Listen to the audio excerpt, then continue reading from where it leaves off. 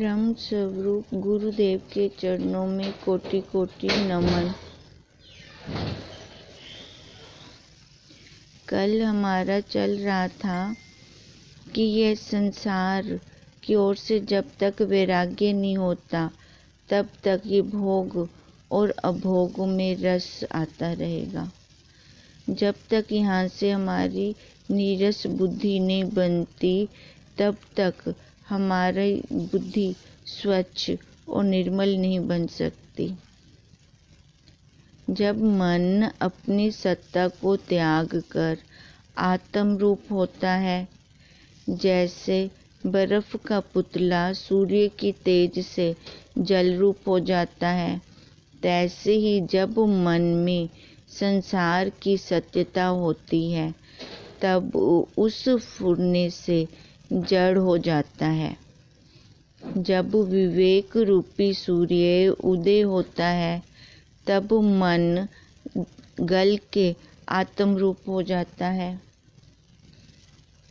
जब विवेक रूपी सूर्य हमारा उदय नहीं होता तब देखो ये मन हमारा कहाँ जाता है, बाहर विषयों की तरफ जाता है ये हमारा मन। और वहाँ से फिर वो क्या लेके आता है,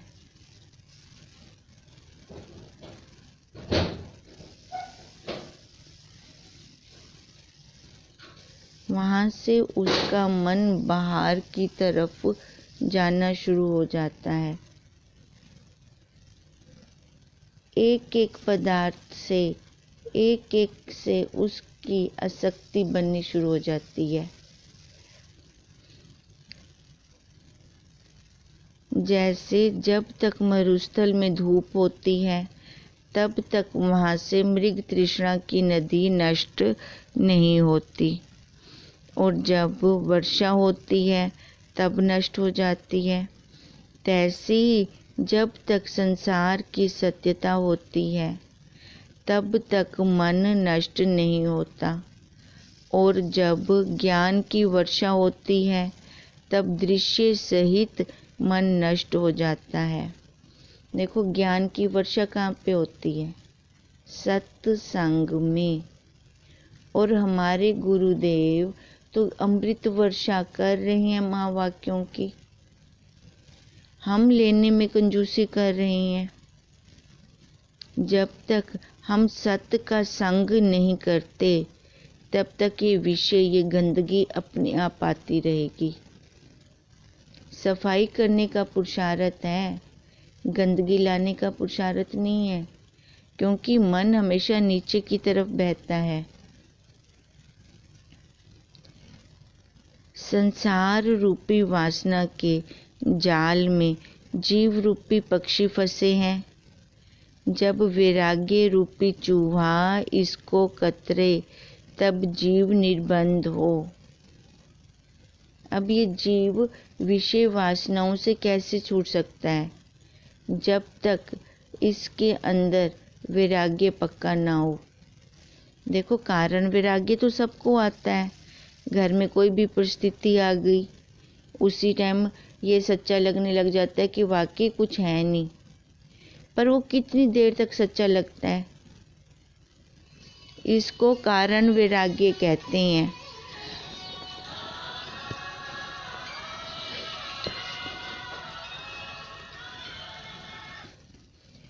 ये कारण वैराग्य जब तक रहेगा तब तक हम अपने स्वरूप को प्राप्त नहीं कर सकते। इसलिए कहते हैं कि जब तक ये वैराग्य हमें पूर्ण ना हो, ये वैराग्य रूपी चूहा इसको कतरे, किसको, इस संसार को। जब इसको कतरना शुरू हो जाएगा तब ये जीव निर्बंध होगा। जैसे मलिन जल निर्मल होता है, तैसे ही वैराग्य के वश से जीव का स्वभाव निर्मल हो जाता है। जब जीव निराग निरुपाधि के संग और राग द्वेष और मोह से रहित हो जाता है, तब जैसे पिंजरे के टूटे पक्षी निर्बंध होता है, तैसे ही जीव निर्बंध हो जाता है। देखो, नहीं तो ये अब तक ये पिंजरे में बंद है, ये शरीर रूपी पिंजरे में बंद है, वासना रूपी पिंजरे में बंद है। ये जब तक इसको वैराग्य नहीं आता तब तक ये इसी पिंजरे में बंद रहेगा और दुखी भी होता रहेगा।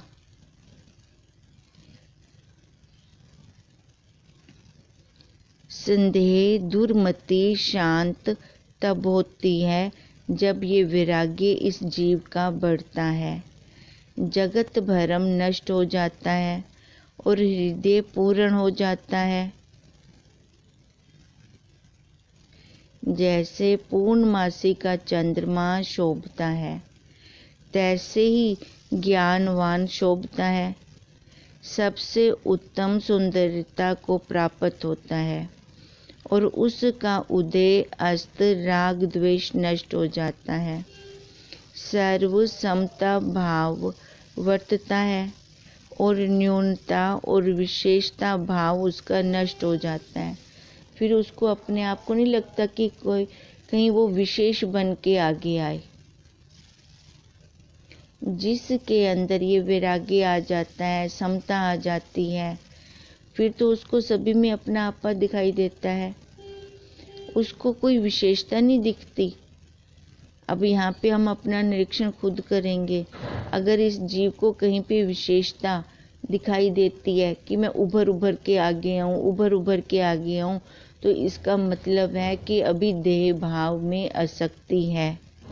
अभी देह भाव में वो अहंकार, वो अहम को पाल रहा है, उसको पोस रहा है।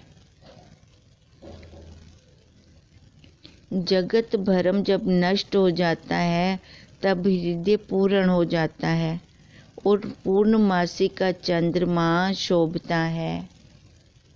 अब जैसे पूर्णमासी का चंद्रमा, पूर्णिमा का चंद्रमा में कितनी शांति देता है,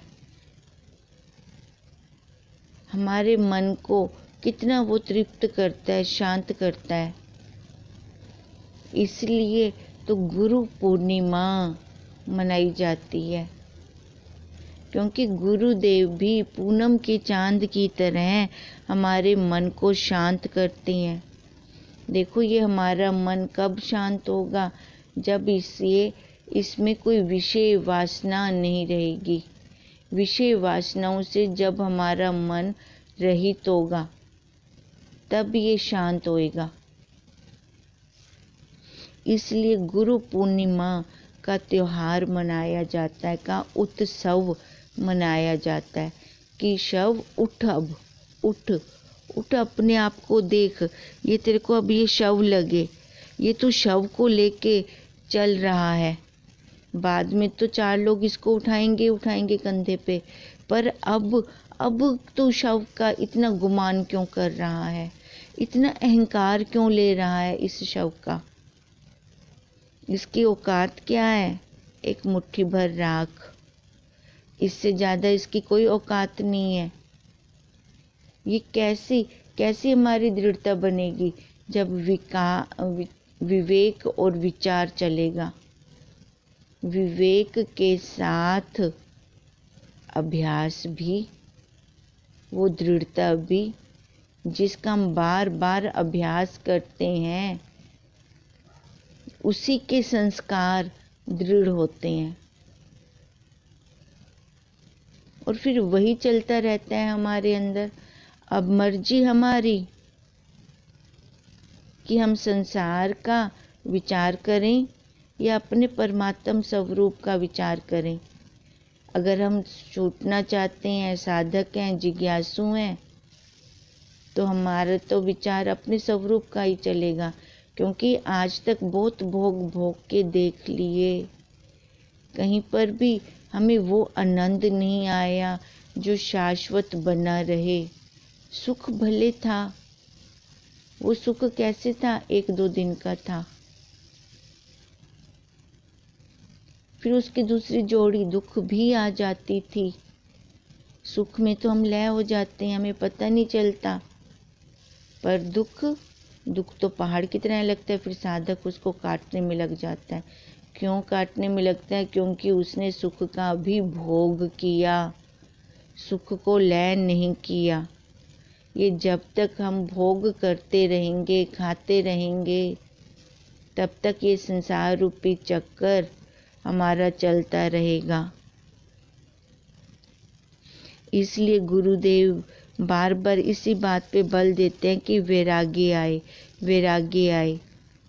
ये संसार के विषय सच्चे नहीं है, ये माया है, एक छल है, दिखावा है, मृग तृष्णा का जल है। तब तक ये हमें सच्चे लग रहे हैं, जब तक धूप है तब तक मृग तृष्णा का जल है।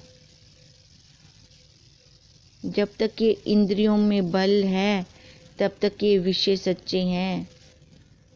वैसे देखा जाए तो वो उनका स्वरूप साथ के साथ दिखाई दे जाता है, हम उनको सत्य भी नहीं कह सकते, पर वो अहम जीव का नहीं गलता। शरीर गल जाता है पर अहम नहीं गलता, तो मूड फिर बार बार संसार में आता है। चार खानियों में से कोई ना कोई सांचा किसी न किसी सांचे वाले आकार में फिर जम जाता है। इसलिए कहते हैं कि पूर्णमासी के चंद्रमा की तरह वही शोभता है जिसके अंदर वैराग्य हो, तैसे ही ज्ञानवान शोभता है, सबसे उत्तम सुंदरता को प्राप्त होता है और उसका उदय अस्त राग द्वेष नष्ट हो जाता है, सर्व समता भाव में आ जाता है और न्यूनता और विशेषता भाव उसका नष्ट हो जाता है। जैसे पवन से रहित सोम समुद्र अचल होता है, तैसे ही असंग पुरुष मूक जड़ अंधकर्म की वासना से रहित अचल हो जाता है। अब अमृत सोम समुद्र अचल कब होता है? कब वो एक रस टिका हुआ रहता है? जब हवा नहीं चलती। जब हवा चल रही होती है बहुत बहुत, तो उसमें लहरें उठती हैं। अब तैसे ही ये असंग पुरुष जिसमें वैराग्य आ गया है, मोह माया से वो असंग हो गया है, वो कैसा हो जाता है? मूक जड़, उसको किसी से अपेक्षा ही नहीं रहती। फिर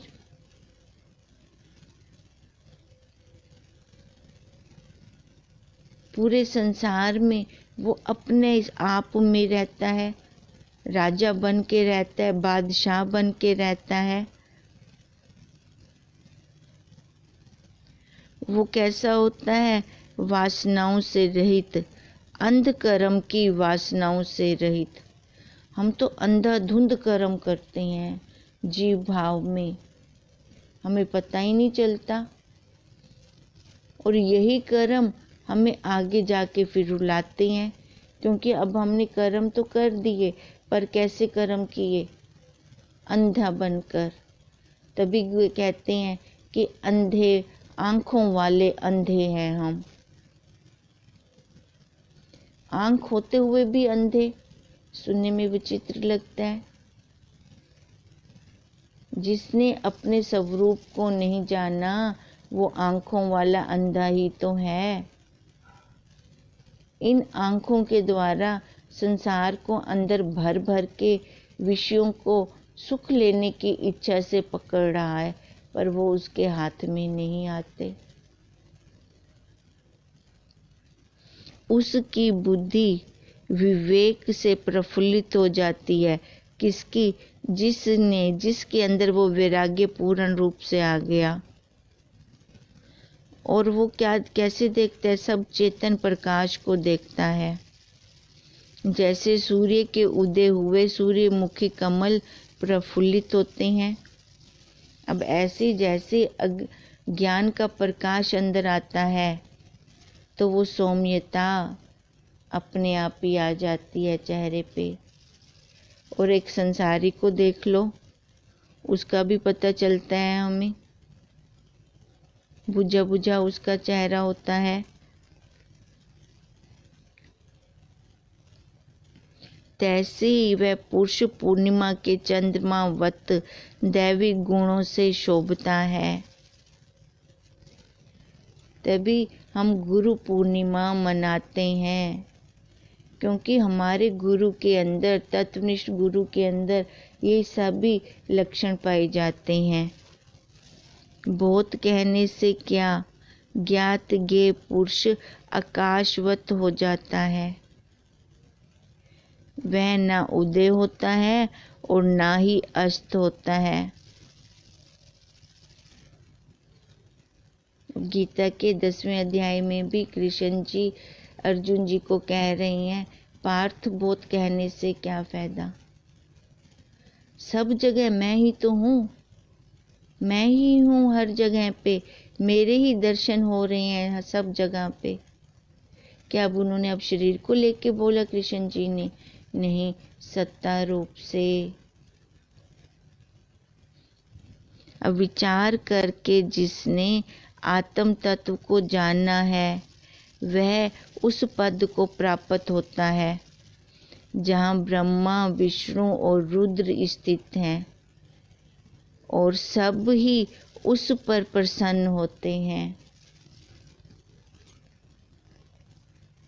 इसलिए बार बार कहते हैं कि देखो, संसारियों को प्रसन्न करना हमारे हाथ की बात नहीं है।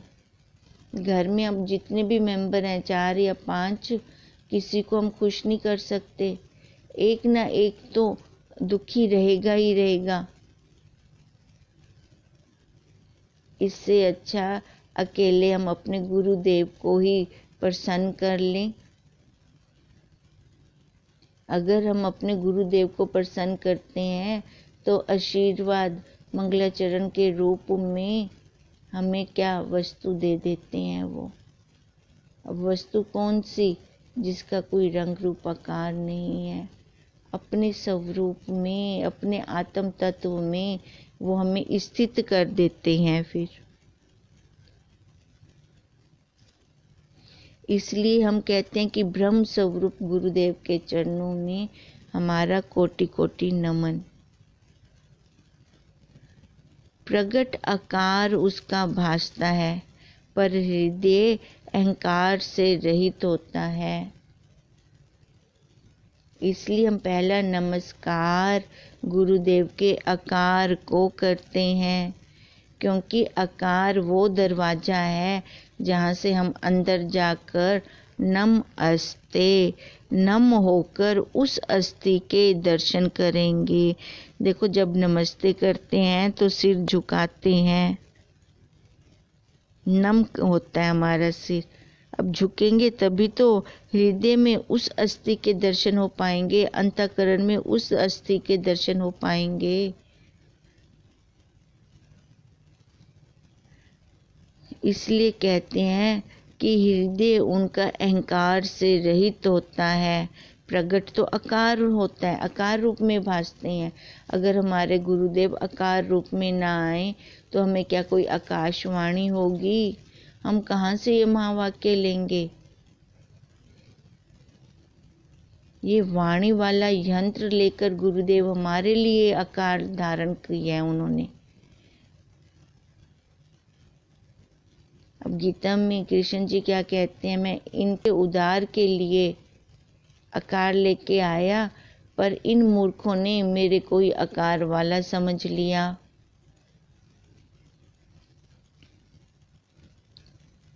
अब यही गलती हम साधक ना करें, क्योंकि हमारे गुरुदेव ने हमारे लिए ही आकार लिया है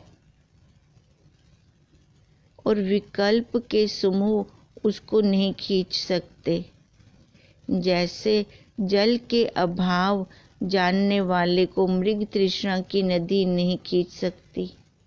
जो अपने आत्म स्वरूप में स्थित हो गया है उसको देखो, फिर ये विषय अपनी ओर नहीं खींच सकते। हे राम जी, आरवी भाव और त्रियो भाव रूप जो संसार है उसको रमणीय रूप जान के ज्ञानवान खेद नहीं पाता। देह के नाश में वह अपना नाश नहीं मानता और उपजने में उपजना नहीं मानता। हमारे घर कोई आता है, किसी बच्चे का जन्म होता है तो कैसे खुशियां मनाते हैं, और कोई जब चला जाता है, शरीर का त्याग करके जब कोई चला जाता है तो कैसे रोना चिल्लाना होता है। पर ज्ञानवान की बुद्धि में क्या होता है, भले कोई आए, सामने प्रकट हो, चाहे सामने कोई छिप जाए, अदृश्य हो जाए, पर वो आत्मा तो ना कहीं आती है ना जाती है। प्रकट कौन होता है, अरबी भाव किसका होता है, आकार का। और छुपता कौन है, जाता कौन है, आकार। पर वो तो आत्मा ना कभी आई ना कभी गई। कर्मों के द्वारा हम उस सांचे में जब जमे तो वो सांचा देखो बर्फ जम जाती है। वो आकार, उसको जोन सा मर्जी शेप दे दो जल को, उसी आकार में वो जल जम जाएगा। ऐसे कर्मों के द्वारा ये बार बार जीव जमता है चार खानियों के सांचे में। छूटने का मार्ग कौन सा है, सुमार्ग कौन सा है, ये मनुष्य देह, क्योंकि इसमें बुद्धि विशेष दी है परमात्मा ने।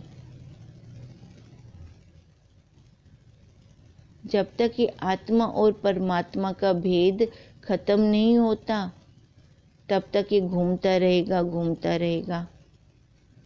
इधर इस एक पिंड में आत्मा और बाहर ब्रह्मांड में वो परमात्मा। उपाधियों में भेद है, इनमें कोई भेद नहीं है। जब तक ये दृढ़ता नहीं आती तब तक ये साधक आगे नहीं चल सकता।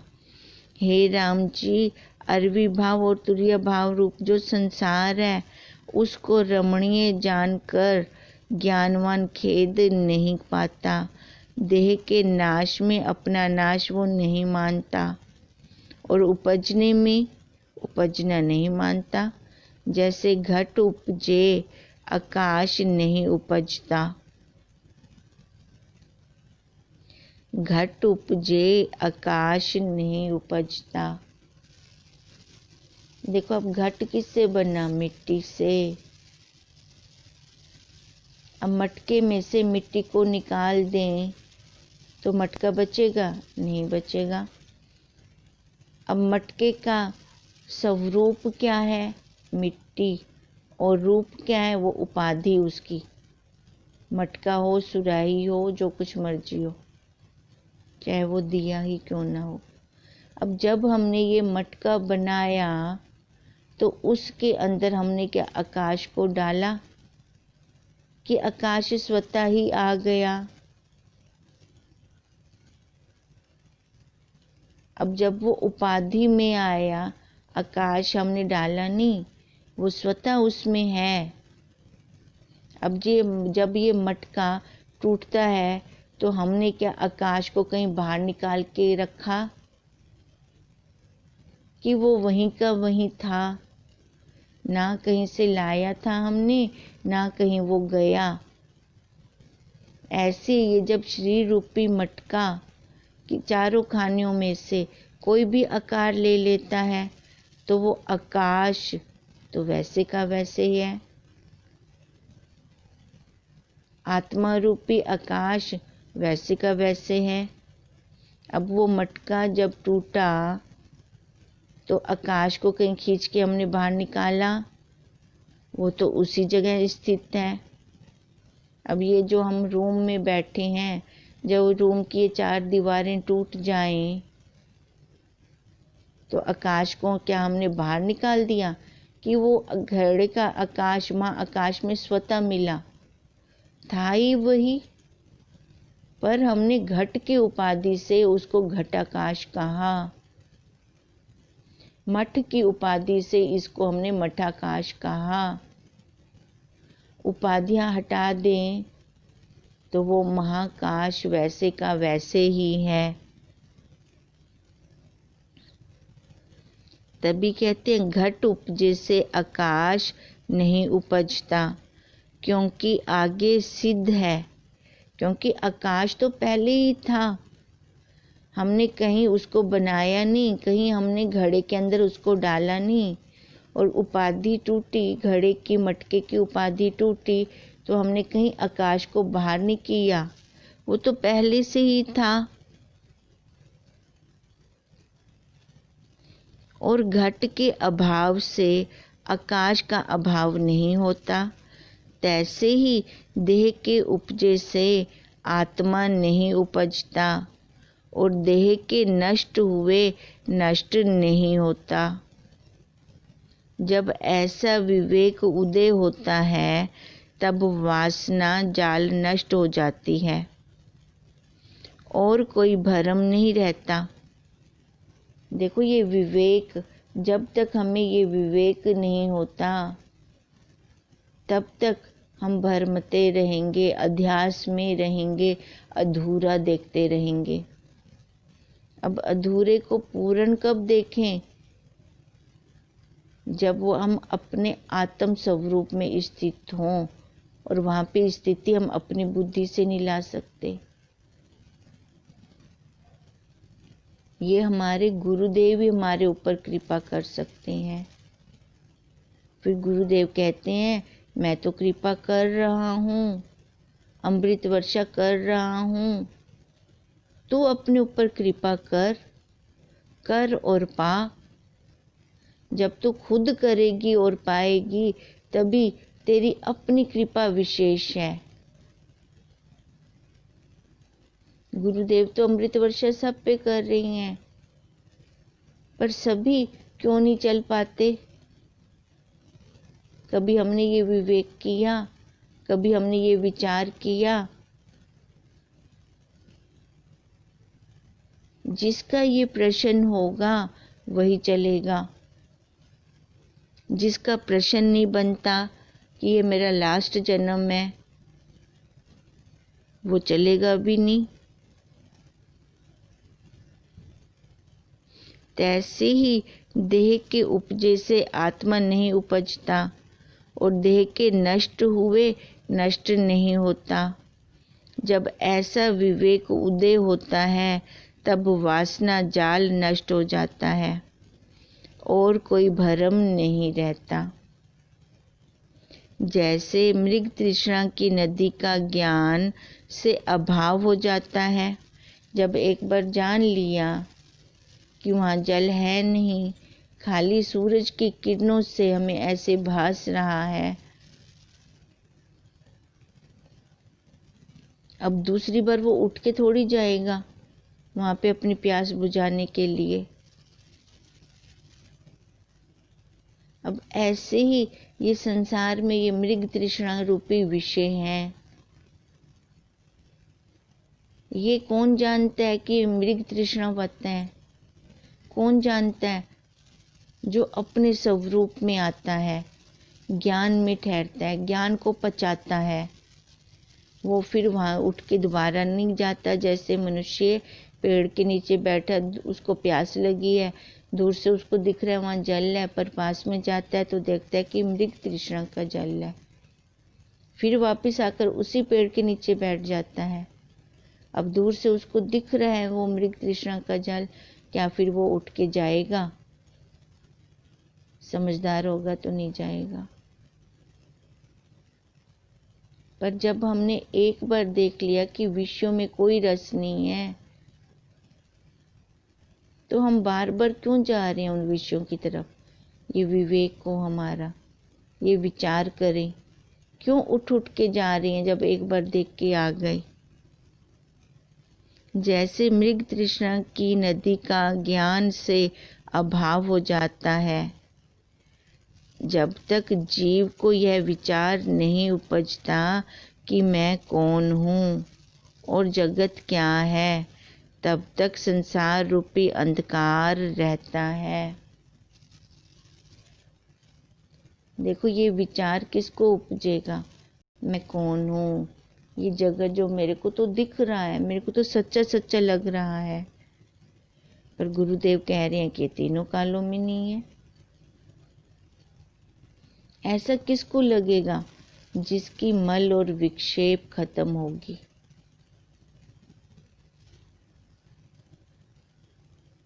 जिसने ये कर्म कर लिए होंगे, खाली अब एक झीना आवरण होगा, उसके अंदर ये संशय उठेगा कि मैंने ये मनुष्य शरीर क्यों लिया, किस लिए लिया। वही ये विवेक विचार करेगा। देखो, सारे विवेक विचार नहीं कर सकते। जिनका भी मल विक्षेप चल रहा है, भले वो इस क्लास में बैठे हों, पर अंदर वो दृढ़ता नहीं आएगी। बार बार वो कर्मों में प्रवृत्त होंगे, कर्म उपासना की तरफ उनका मन जाएगा, तो भी कोई बात नहीं है, फिर भी कोई बात नहीं है। पहले टिकट नहीं ली, गाड़ी पे चढ़ के बैठ गए हैं, अब गाड़ी में ही टिकट ले लेंगे। इस क्लास में आ गए हैं, बैठ गए हैं, कोई बात नहीं,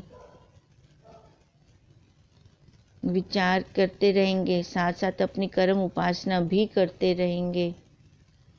देखो, जब हम गुरुदेव की शरण में आए तो क्या हमें लगता था? कैसे आए थे? क्या हमारी तब कर्म उपासना खत्म थी? हम अपने साक्षी आप हैं। सब अंतःकरणों को गुरुदेव ने सांभा हुआ है।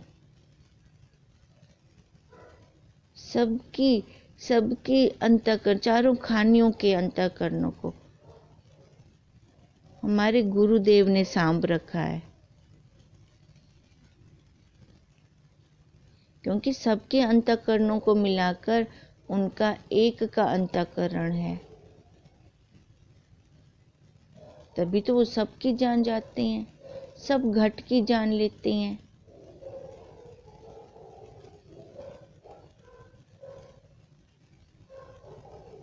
क्योंकि उनकी आत्मा और परमात्मा में अब कोई भेद नहीं रहा, वो एक मेक हैं। हम क्यों नहीं जान सकते सब घटों की? क्योंकि अभी भेद बाकी है। जब वो जान सकते हैं तो हम भी तो जान सकते हैं। जैसे हमारे गुरुदेव ने पुरुषार्थ किया, अगर हम वैसा पुरुषार्थ करें तो हम भी जान लेंगे। क्योंकि सामग्री सेम है, प्रकृति ने कोई धोखा नहीं दिया। हमारे गुरुदेव में कुछ सामग्री ज़्यादा लगा दी हो, वो भी अष्टधी प्रकृति के, और इधर हम भी अष्टधा प्रकृति के। 5 तत्व और 3 गुण, मसाला यही है इस शरीर का, इससे ज़्यादा नहीं है। जब हमारे गुरुदेव उस तत्व का रस ले सकते हैं तो हम भी ले सकते हैं। रीस करनी है तो इस बात की करें, ना कि संसारियों की। उसके पास 4 गाड़ियां हैं, मेरे पास तो 1 है। ध्यान से हमारा उद्धार नहीं होगा, पतन होगा। और आजकल कलयुग का मानव का पतन का भी सबसे बड़ा यही कारण है, ईर्ष्या, राग, द्वेष। इसी के कारण वो नीचे की तरफ धंसता जा रहा है। और ज्ञानवान को किसी में भी भेदभाव नहीं रहता, और ना ही कोई उसको भरम रहता है। ओम हरि ओम तत्सत, हरि ओम तत्सत, हरि ओम तत्सत।